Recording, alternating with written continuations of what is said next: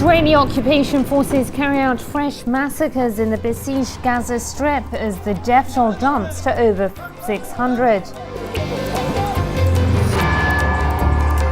Major US and European airlines are forced to suspend flights to Tel Aviv as Palestinian rockets rain down on Israeli cities.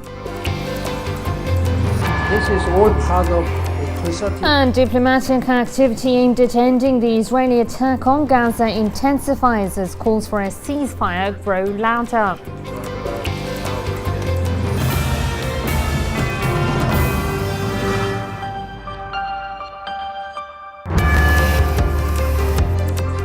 Hello there, you're watching AEE TV World News and I'm Fatima Basim. As the Israeli offensive against the Gaza Strip entered its third week, Israeli occupation forces continued massacring Palestinians, raising the death toll to at least 632. More than 3,750 Gazans have also been injured since the start of the Israeli attacks. In the latest attack, Zionist forces targeted a hospital where internally displaced Palestinians were seeking refuge. The shelling in central Gaza killed at least 5 people. Earlier in the day, Israeli shelling claimed the lives of a child and 3 women, one of whom was pregnant in 2 separate Israeli airstrikes on Zaytun district and Bet Hanun. Artillery fire and warships are also pounding Gaza indiscriminately, destroying homes, hospitals and mosques. The International Solidarity Movement in Gaza has released a video showing a man being shot by Israeli occupation forces as he was looking for his family among the rubble following the Al-Shuja'iyya massacre.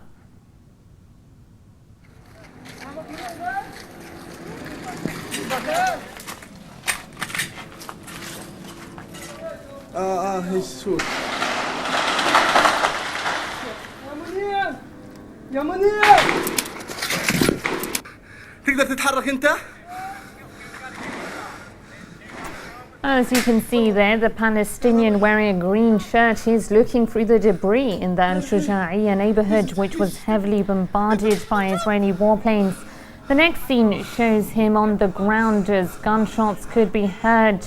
Although he did not die immediately, the group of foreign activists did not approach him because of the ongoing shooting. The Gazan man is then sniped again and killed.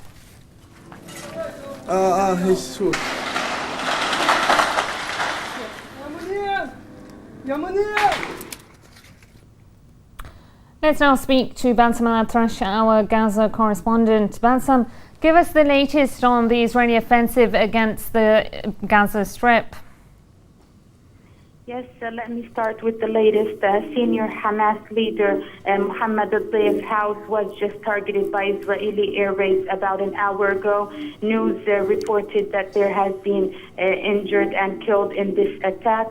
Also, 3 Palestinians have been killed and 7 others injured in an air raid that struck a Quran center in the Nusayrat refugee camp. The death toll for today alone is 55 Palestinians killed. The death day for the 15th day of the Israeli offensive is 631 Palestinians killed and over 4,000 injured. Today, multiple air raids and tank shelling hit different areas of Gaza Strip. In the north, multiple strikes hit different areas in the hit different targets in the area, destroying homes. Al-Yasri family home was targeted today for the 6th time in a row. Killing more civilians and Palestinians during these strikes. Also, clashes and gunfire are ongoing between the resistance factions and the Israeli troops on the northern border.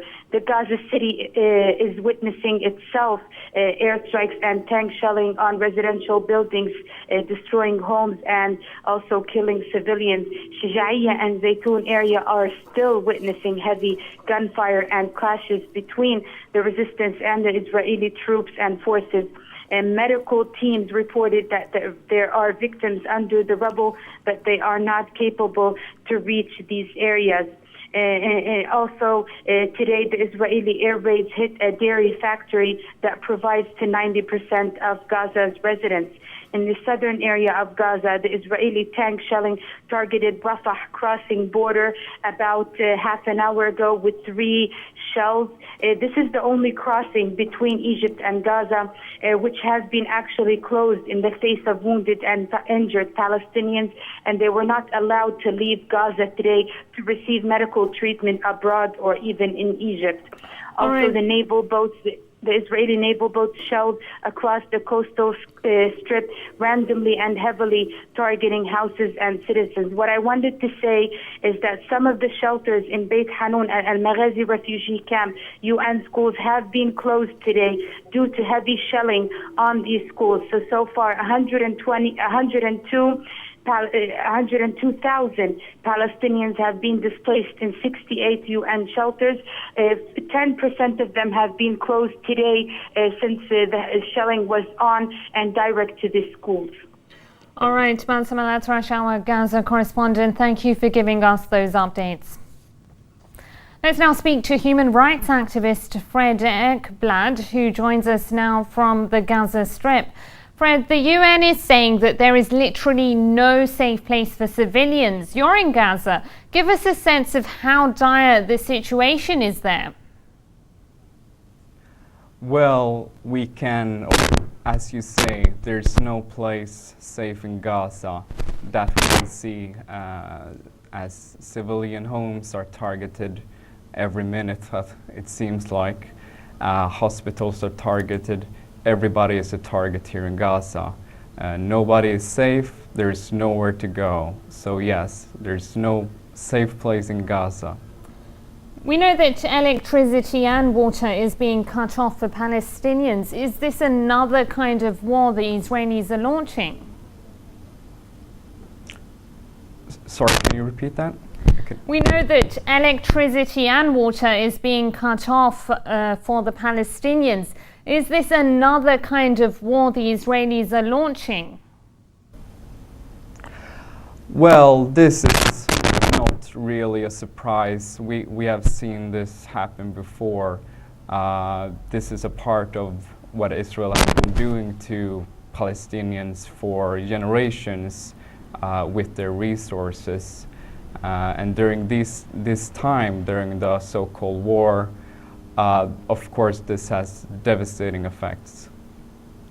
Now, the International Solidarity Movement released a video showing a man being shot by Israeli occupation forces just as he was looking for his family. What does this tell you about the nature of the Israeli offensive in Gaza? Well, we could say that the nature of Israel cannot be trusted. We went to Shiyaya during a ceasefire to bring back hurt people, civilian people.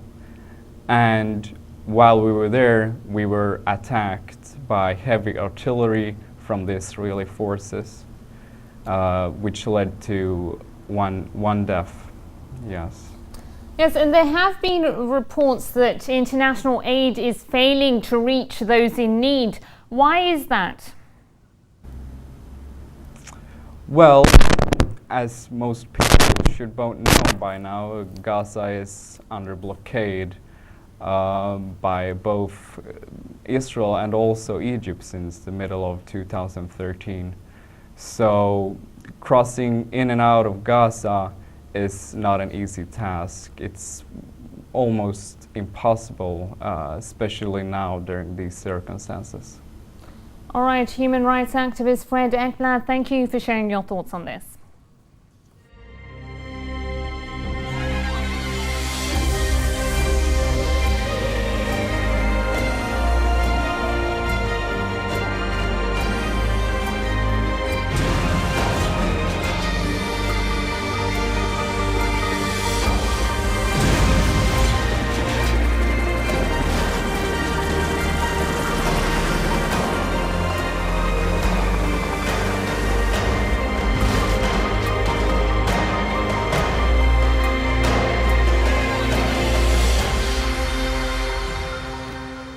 Well, the Palestinian resistance is retaliating against Israeli aggression with full force.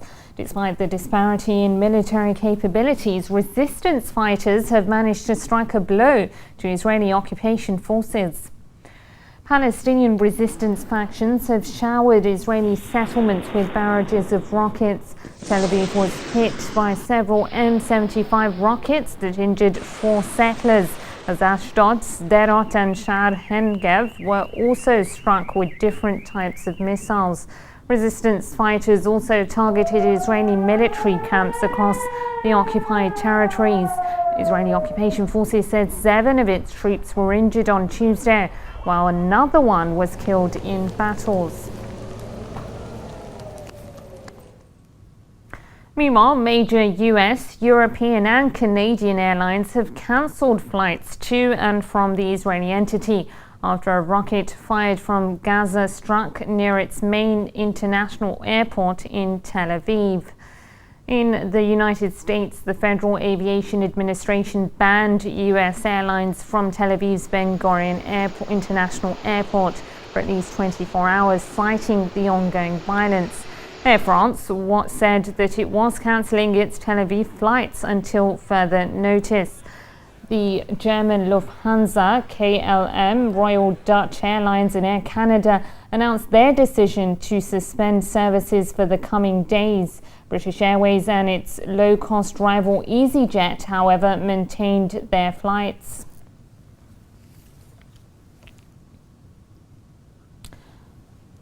Well, the Israelis have finally professed that one of their soldiers is missing 2 days after the Al-Qassam brigades announced the capturing of Sha'al Aron. The Israeli troop was captured during clashes between Zionist occupation forces and Palestinian fighters east of Gaza City. Tel Aviv said the chances that the missing soldier is still alive are low, and it also announced the killing of 9 troops on Monday, including a lieutenant colonel, raising the death toll to 27 with 150 others. Al-Qassam brigades, however, said resistance groups have killed 52 Israeli soldiers.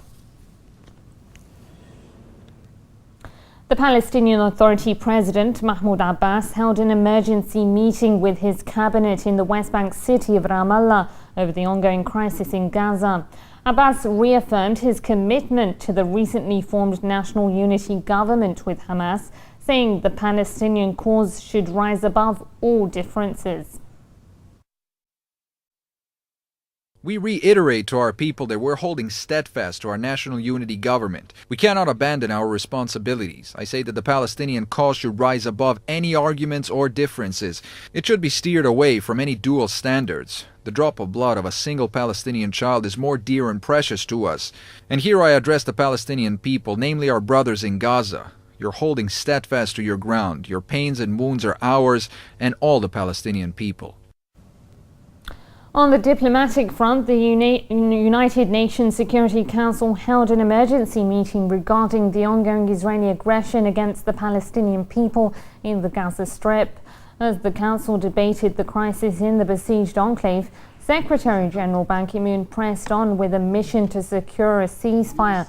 The UN chief said it was his hope and belief that his emergency mission to the Middle East would lead to an end to the fighting. These are the human faces of our victims. And these are samples of those who suffer the most, and the largest number of them killed, the children.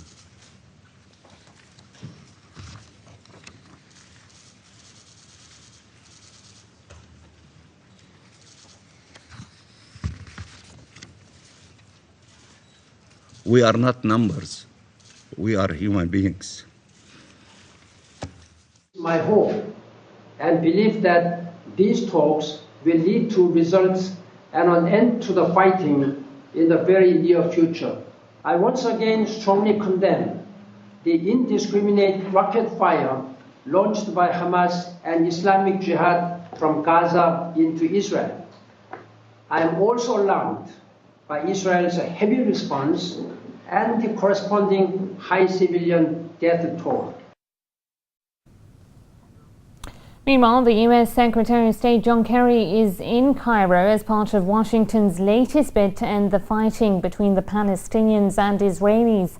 That initiative called on Hamas to accept last week's Egyptian proposed truce deal. Karim Azzuddin has the story. Finally, and after 15 days, diplomacy aimed at ending the brutal Israeli onslaught on Gaza has gained momentum. US Secretary of State John Kerry and UN Secretary General Ban Ki-moon have rushed to the Egyptian capital Cairo to try and broker a ceasefire in order to give the Israeli entity some respite. Although bombs have been falling on Gaza indiscriminately and with more than 600 Palestinians killed so far by Israeli occupation forces, the US top diplomat ignored the rising death toll, especially among women and children, and called on Hamas to accept the Egyptian proposed truce deal. Hamas has a fundamental choice to make, and it is a choice that will have a profound impact for the people of Gaza. And we're here working because we've seen too much blood shed on all sides, including the death of 2 American citizens. And I particularly thank them for supporting their president in the effort to try to find an end to the conflict in Gaza, and particularly to try to bring an immediate ceasefire. The United States is very grateful for Egypt's leadership, and we're here today, I am here personally at the request of President Obama, to immediately try to find a way to support Egypt's initiative. Kerry also met his Egyptian counterpart Sameh Shoukry, who was hopeful that a deal can be struck. We have reached a common vision, which is to push the Palestinians and Israelis to respond to the calls of a ceasefire to stop the bloodshed, protecting innocent lives of the women, children and elders. I have invited them to become logical and answer the Egyptian initiative that has received wide regional and international support. They consider it a complete initiative that includes factors which sufficiently meet the needs of all parties. Despite all the diplomatic efforts by Kerry, it was left up to Hamas to agree to a ceasefire as the Israelis sustained their barbaric assault on the Palestinian people. Even though Hamas, along with other resistance groups, have so far refused a truce that would maintain the international blockade on Gaza. The situation in Gaza keeps worsening as the Egyptian efforts to solve the humanitarian crisis continue, yet fears that the sole purpose of Kerry's visit is to protect the Israeli interests in the region have been on the rise. Reporting for Bulletin TV from Cairo, Karim Azzuddin.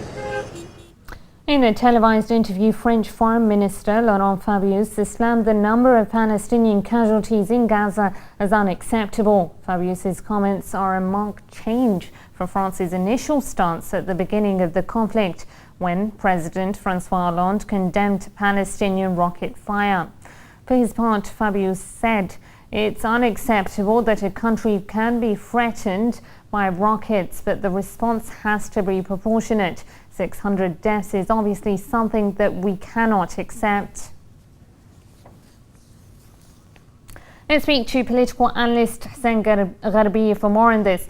Mr. Gharbiya, with little interest in Palestinian demands, will Hamas soon be forced to accept the Egyptian brokered ceasefire? Well, this is not the first time that Gaza faces this kind of aggression by the Israelis. We witnessed that in 2008 and 2012.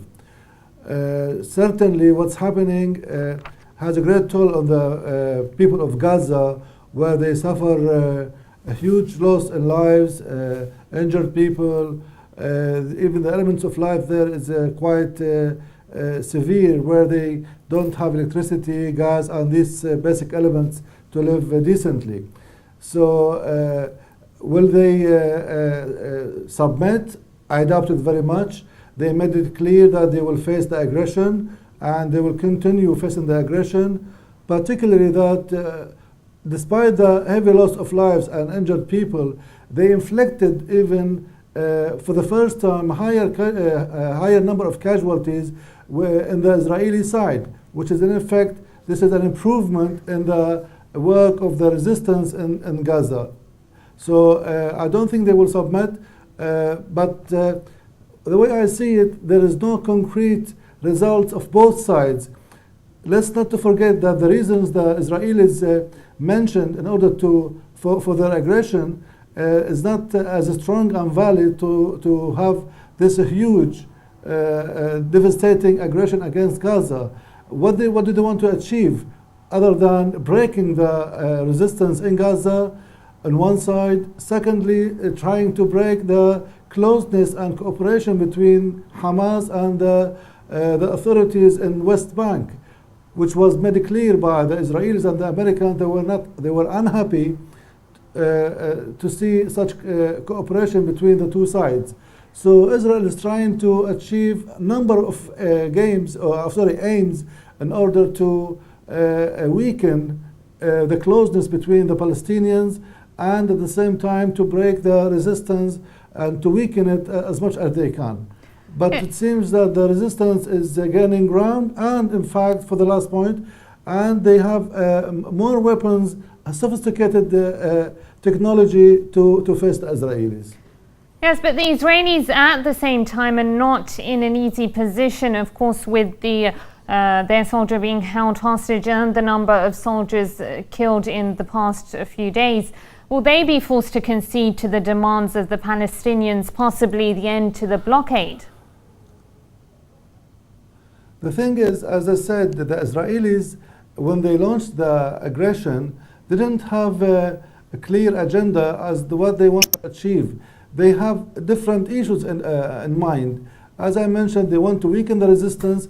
They want to see how strong it is, the relationship with this resistance and the Syrians, the Hezbollah and Iran. They want to see how strong the closeness between the Palestinians themselves. So they had a number of issues in their minds, and this war, in my opinion, is testing in order to know exactly the power the Palestinians have after since 2012. So it seems that the Israelis now they have an idea how strong the resistance is, particularly that they had quite a high number of loss in their soldiers. Will they now? I believe the Israelis are waiting for diplomacy in order to put an end to come out of this war as victorious rather than having a loss after this aggression. Can the Palestinian Authority really act as a genuine broker?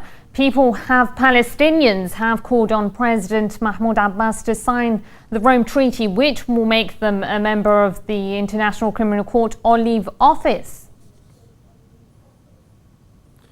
Well, we have to wait and see. Certainly, with diplomacy, nothing is certain. You have to engage into dialogue with different parts of the main parties concerned who can affect the decision making in the United Nations, particularly the 5 permanent powers of Security Council. So whether they can achieve it or not, we have to wait and see. Nothing is certain about this issue. Yes, and lately the US Secretary of State John Kerry was caught off mic expressing his frustration with the Israeli offensive. But will that turn into concrete action or a change in US foreign policy?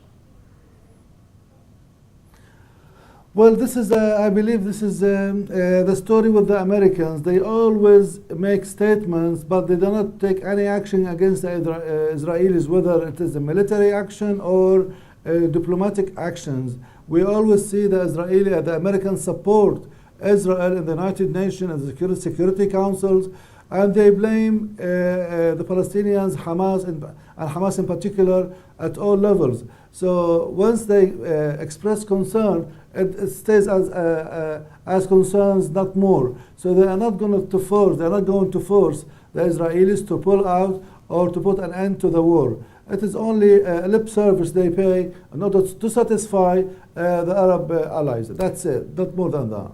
Yes, but thousands of protesters have marched in cities across the world to voice their condemnation of Israeli actions. Do you think their leaders will listen to them? As I said, once the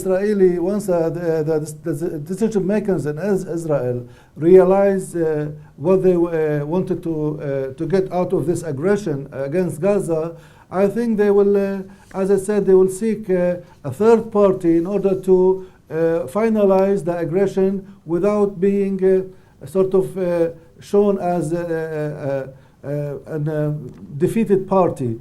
But the actual demonstrations will not affect, because they do have strong supporters within the Israeli community to launch such aggression against Gaza. Although there is a demonstration pro, there is demonstrations against. So the issue is not clear-cut within the Israeli community. All right, Middle East Affairs expert Hussein Gharbiya, thank you for speaking to Ali Tija.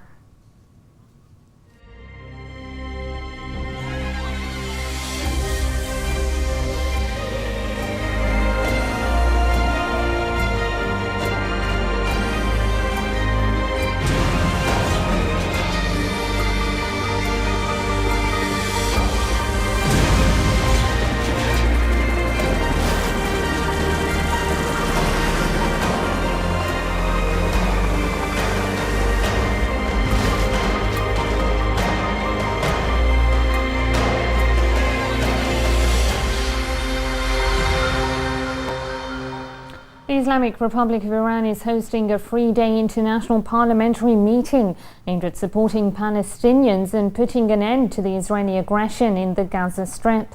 Our correspondent Hussein Dabash was at the event and filed in the following report. Iran is hosting an international parliamentary meeting aimed at defending the people of the besieged Gaza Strip against the ongoing aggression by the Israeli entity. The one-day Troika Plus meeting has been attended by the former, current, and future chairman of the Parliamentary Union of Islamic Countries, or the PUIC. Top lawmakers from nearly 24 countries, including Iraq, Syria, Turkey, Kuwait, and Mali, are in the Iranian capital Tehran to talk about the crisis in Gaza. The inhumane attacks on the people of Palestine by the Zionist regime has united us and brought us all here. Israel has committed many atrocities and crimes in the regime. The Israeli entity is attacking civilian areas. This should be stopped, but only with unity this can happen. We are all here to show unity in helping the Palestinian people in any way possible, so we can give our firm stance against the Israeli regime. We are happy that all the resistance groups, including Hamas, Islamic Jihad, Hezbollah, and other resistance groups, are uniting to fight the Zionist entity. This spirit, this resistance has resulted in a new defension in the Middle East. Iran's parliament speaker has also called on the Egyptian authorities to open the border crossing into Gaza. The Egyptian government must help the Palestinian people. The government should open the border crossing between it and Gaza so that humanitarian aid, because the people in Gaza are in desperate need of any help as the bombardment continues against the Palestinians. All sides in the meeting have discussed the importance of adopting any necessary measures in support of not just the people of Gaza, but all Palestinians in occupied Palestinian lands. Delegates we spoke to believe that the ongoing aggression against the people of Palestine must stop, and they are willing to do whatever it takes politically to get that message across. We are here today to do what we can do to stop the war on Gaza. We will and must do whatever it takes to put pressure on the world body to then demand an immediate stop of the Israeli aggression on Gaza. Many people have been killed from the Palestinian sides. We cannot just sit and watch anymore. Delegates, along with their Iranian counterparts, have also criticized the international community's slow response to the aggression on Gaza. The chairman of the union has called on the world body to take all necessary measures for ending the Israeli entity's attacks on the coastal enclave. This conference has been organized by the Iranian parliament shortly after the Israeli entity began its current war on Gaza. These delegates are here today to show their unity and solidarity with the Palestinian people. At the same time, they're also here to show their anger and disapproval of the ongoing Israeli entity's strikes on the Palestinian people in the besieged Gaza Strip. Reporting for AEE TV, Hussein Dabash, Tehran. Qatar's Emir Sheikh Tamim bin Hamad Al Thani arrived in Jeddah on Tuesday to meet Saudi Arabia's King Abdullah, though what they plan to discuss remains unclear. The meeting is the first between the two absolute monarchs since a major rift between Qatar and Saudi Arabia earlier this year, and follows attempts by Doha to broker a ceasefire between the Israelis and resistance groups in Gaza. You're watching AEE TV World News, still to come. The EU steps up its sanctions regime against Russia as the diplomatic row over MH17 escalates.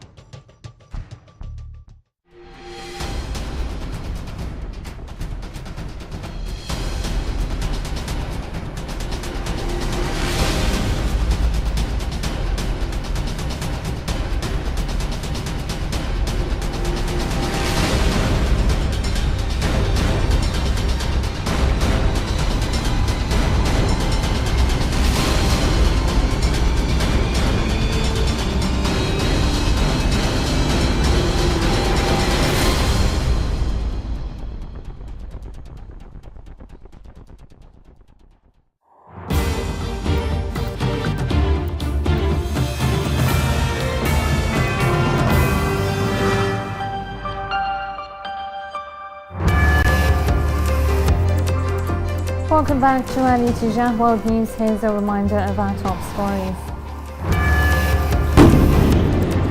Israeli occupation forces carry out fresh massacres in the besieged Gaza Strip as the death toll jumps to over 600.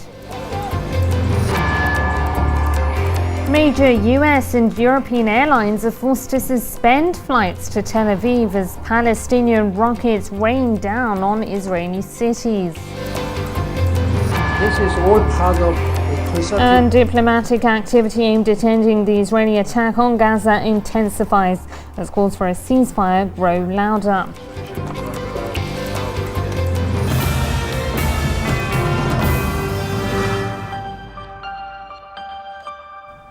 The black boxes from Malaysian flight MH17 have been handed over by pro-Russian rebels in eastern Ukraine. But the diplomatic row over the downing of the civilian airliner is intensifying. In its latest effort to put more pressure on Moscow, the EU has imposed a fresh round of sanctions against Russia. The answer to how Malaysian plane MH17 crashed in eastern Ukraine may lie in these boxes, now in the hands of the Malaysian authorities after pro-Russian separatists of the self-proclaimed Donetsk People's Republic handed them over. Here they are, the black boxes. I ask representatives of Donetsk People's Republic and Malaysia to sign the protocol. Earlier, a train carrying victims from the site where the plane went down arrived in the city of Kharkiv, from where they will be taken to the Netherlands. The aircraft's black boxes may hold information about the crash, but that's unlikely to solve the mystery as to who downed MH17. But the West seems to have made up its mind, blaming pro-Russian activists and intensifying pressure on Moscow to stop what Western officials call the blocking of an international investigation. During an EU meeting in Brussels, EU Foreign Affairs Chief Catherine Ashton said the European Union will produce a new wider list of Ukraine's sanctions targets on Thursday, including Russian personalities and entities. We've asked the Commission and the External Action Service to prevent proposals for action, including on access to capital markets, defence, dual-use goods and sensitive technologies, including in the energy sector. These proposals will be presented on Thursday.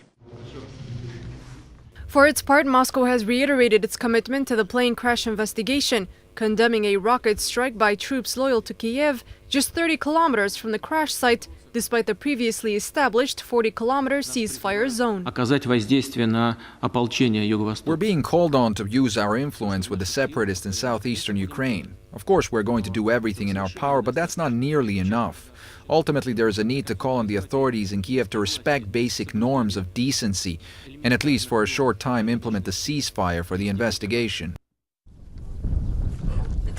As the UN calls for an MH17 probe, and Malaysian experts reveal that they found no trace of a rocket attack against the plane, most are left with more answers than questions. But that will do little to dampen the spirits of Western politicians who have already arrived at a conclusion as to who is to blame. This as clashes between Ukrainian troops and pro-Russia separatists continued, following a day of violence that killed at least 5 people in the east of the country.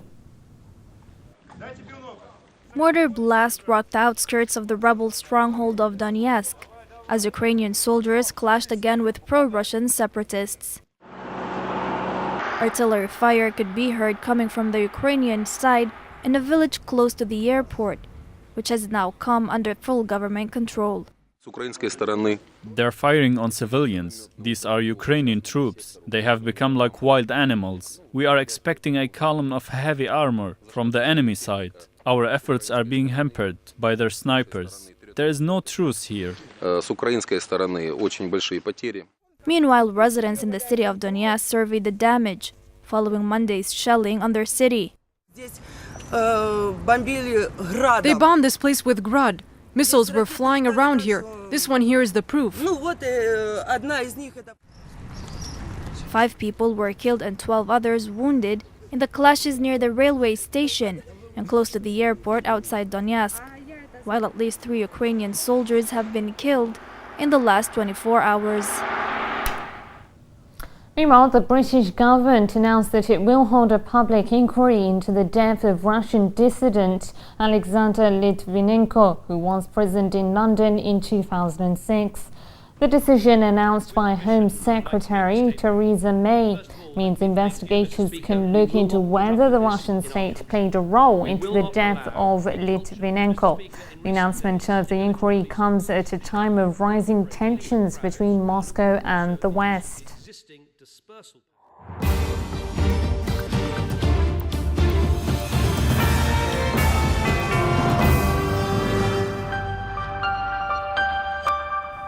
In his first remarks since the deadline for a comprehensive nuclear agreement was extended, Iranian President Sheikh Hassan Rouhani said negotiations are the only solution to his country's decade-long nuclear standoff with the West. Sheikh Rouhani said, "Negotiations are the only way before us, and we are hopeful of success in these negotiations. We are ready for cooperation within the framework of international regulations."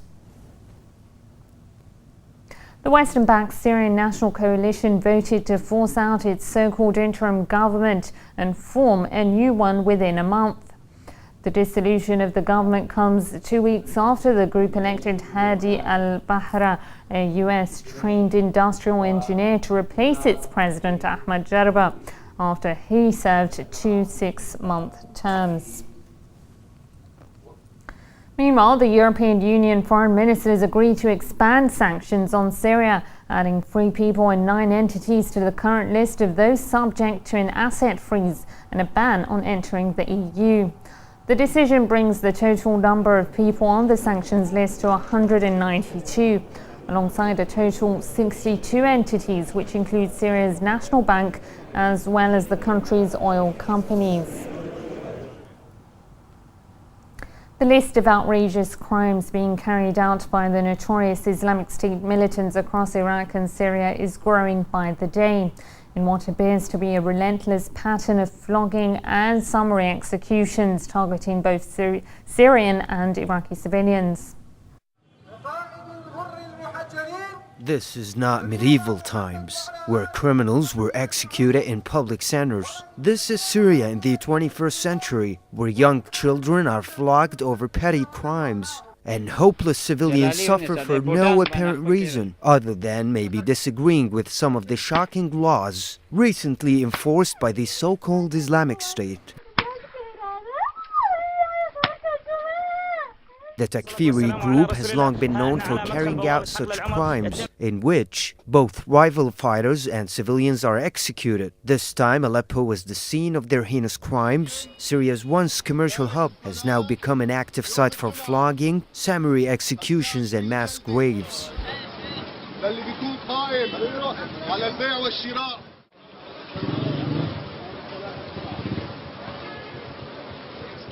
Begging for mercy, these two young Kurdish men accused of not fasting during the holy month of Ramadan pled to their long-bearded captor for forgiveness. However, the answer was yet more floggings by the merciless guerrilla. Earlier, several videos purportedly showed hardline militants belonging to the Islamic State bragging over the summary execution of civilian employees in the Syrian city of Homs, a stomach-turning scene that further proves the group's monstrous nature. Once a vibrant, religiously mixed community, Syria's eastern city of Raqqa, along with large swathes of Iraq and Syria, is now a place where hardline militants terrorize the residents. Residents and activists who reside in areas which fell under the reign of IS have described how they live in fear. People are flogged in the streets, and pistol-wielding foreigners in Afghan-style outfits patrol the streets, enforcing a ruthless version of Sharia law. Recently, the group expelled Christians in the Iraqi city of Mosul, forcing residents to convert to Islam or pay a tax. Just another example of the reign of horror being exercised by the notorious IS militant group. Iraq's security forces are implementing several measures to secure the capital Baghdad from Islamic State militants. This as troops have continued with their counter-offensive in northern and western Iraq to recapture militant-held areas. Mustafa Al-Qattan reports from the Iraqi capital. After a series of terrorist attacks implemented by suicide bombers and car bombs swept different districts in the capital Baghdad, more than 90 people have been killed. In response, the Iraqi security forces carried out a wide range of military operations in Baghdad and its suburbs to diminish the possibility of launching similar attacks in the future. Baghdad Military Operations Center announced that the Iraqi security forces, backed by Air Force, launched a military assault in several parts in Baghdad, including Al Bu'aitha, Arab Jbur, and Abu Ghraib, which are considered the main bases to launch attacks in Baghdad. According to intelligence information, the Iraqi security forces implemented an ambush in Al Bu'aitha and Karajul districts, killing 19 militants and wounding 40 others. We will continue our operations in Baghdad's outskirts to prevent the militants of getting any footholds. The residents of the capital praised the effort of the Iraqi army in its counter-terrorism battle and agreed that they started to feel the first positive reflection of the military operation in the outskirts of the capital. When the terrorists occupied Mosul, people in Baghdad thought that the attacks will reach Baghdad soon. But after the measures made by the Iraqi army, they realized that these terrorists are not up to the bravery of the Iraqi soldiers. Simultaneously, the Iraqi army, alongside with the volunteers and backed by Air Force, continued their battle against the so-called IS militants in Salah ad-Din, Mosul and Diyala provinces. Since June, Iraq is witnessing escalating violence led by the Islamic State militants who admitted of committing crimes against the civilians and forced tens of thousands of Iraqis to flee their homes, including Shabak, Turkmen and Christians. People in Iraq start to restore their faith in the Iraqi army's capability to eliminate the militant threats and to revive the security situation, especially after the several advances that has been achieved in Diyala, Salah ad-Din and other provinces. Mustafa Al-Qattan, Al-Ittijah, Baghdad.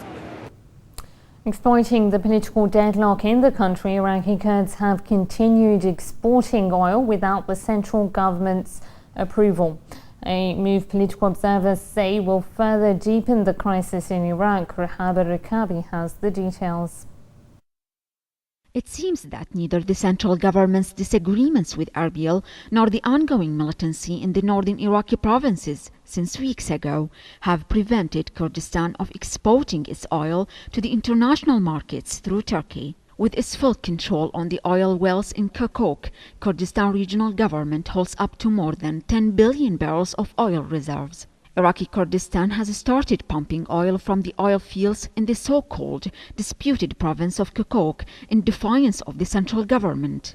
Iraqi oil ministry officials said that the KRG continues to extract 25,000 barrels of oil per day from Kirkuk oil fields, further expanding its conflicted oil sales from Kirkuk newly established Jihan oil pipeline, without SOMO's observation, which shows the intention of the KRG to raise the spate of political conflict with the central government in Baghdad. They further added that the Kurdistan is now pumping its oil to be sold to Israel with less than the half of the international oil prices, an action seen by the central government as unconstitutional and not in the KRG's interest. The Kurdish oil revenue is supposed to go to the central government. Otherwise, the oil sales will be illegal, and such oil sales come in breach of the international agreements and Iraqi constitution.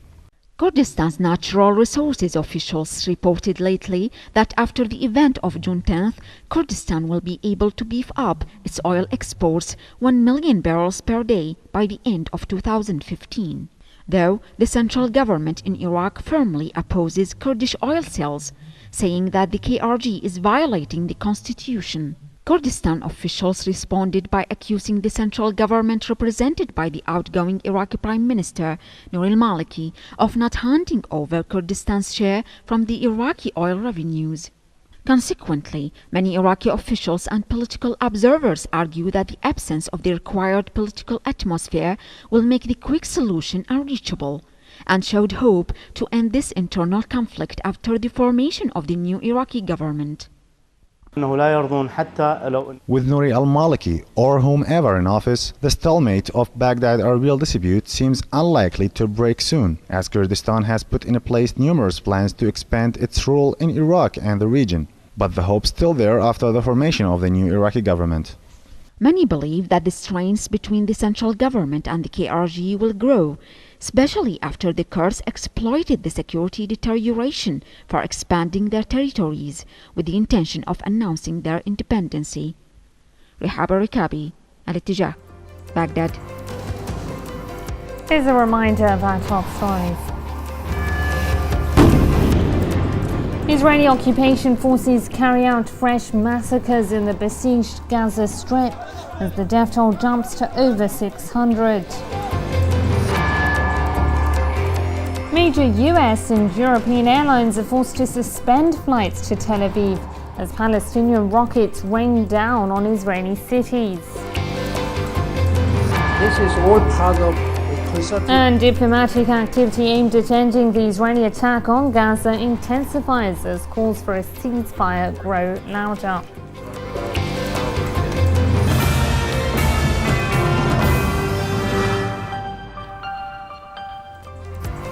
That's all from me and the Al-Ittijah News team. Thank you for watching and good night.